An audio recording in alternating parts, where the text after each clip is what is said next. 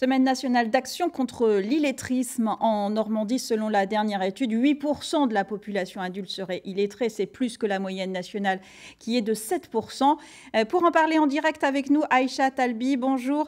Vous êtes chargée de projet au Centre de ressources illettrisme du CARIF OREF, qui est une structure État-région. Tout d'abord, rappelons brièvement ce qu'est l'illettrisme. Alors, l'illettrisme se dit pour une personne qui a été scolarisée en France et qui, pour des raisons X ou Y, est sortie du système scolaire sans avoir acquis les bases de la lecture, écriture et du calcul pour être autonome dans la vie quotidienne. Et on imagine qu'au quotidien, justement, c'est un handicap très lourd à porter. Oui, tout à fait. C'est vraiment, pour en citer quelques exemples, faire une liste de courses, lire une notice de médicaments ou rédiger un chèque ou tout simplement rentrer dans un livre. Lire un livre pour le plaisir, c'est compliqué pour beaucoup de personnes.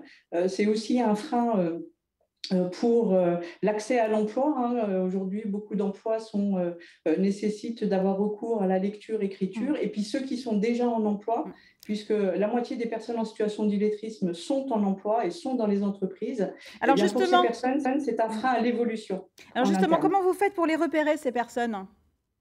Alors, c'est la grosse question et c'est vraiment la très grande difficulté que les partenaires ont pour repérer ces personnes, parce que c'est un public qui se cache et pour cause, avoir passé plusieurs années sur les bancs de l'école, c'est pas facile de dire je ne sais pas lire ou j'ai du mal à lire, j'ai du mal à écrire. Et donc, c'est un public qui se cache et qui utilise beaucoup de stratégies de contournement pour qu'on ne puisse pas repérer leurs difficultés. Alors, quand vous les repérez, comment vous pouvez les aider à retrouver ces bases très rapidement ? Alors, il y a des organismes de formation qui sont habilités à prendre en charge ce public.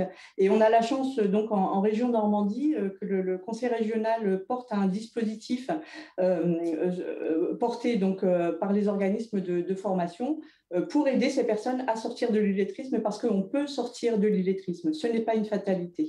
Merci. Alors, un autre handicap souvent se conjugue avec celui de l'illettrisme, c'est le manque de maîtrise de l'outil informatique. Et justement, dans le cadre de la semaine contre l'illettrisme, l'agence Pôle emploi d'Avranches propose d'aider à acquérir une plus grande autonomie. Voyez ce reportage de Jérôme Ragnaud et Nicolas Dalodier.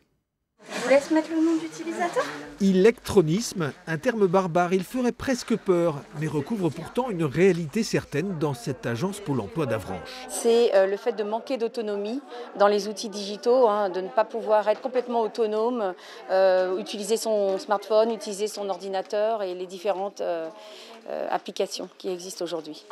Cet après-midi-là, une trentaine d'inscrits ont été invités à se prêter à un test d'évaluation, une sorte de quiz, afin d'estimer leurs compétences informatiques. Ça ressemble à un jeu, un peu, et ça permet d'évaluer ce qu'on sait faire sur l'ordinateur ou pas, ou sur le téléphone ou pas. Ça porte sur quel domaine ? Tout. Recherche internet, les téléchargements, les codes PIN, tout ça. Certains parviennent à se débrouiller dans l'utilisation de l'outil numérique. Olivier, lui, était déjà fixé avant de venir.